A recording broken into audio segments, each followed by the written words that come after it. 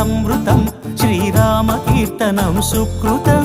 ఈ రామచంద్రుడే లోకరక్షయని అంతరాత్మ పలికే. జగదానందకారక జయ జానకి ప్రాణనాయక శుభ స్వాగతం ప్రియ పరిపాలక. జగదానందకారక జయ జానకి ప్రాణనాయక శుభ స్వాగతం ప్రియ పరిపాలక.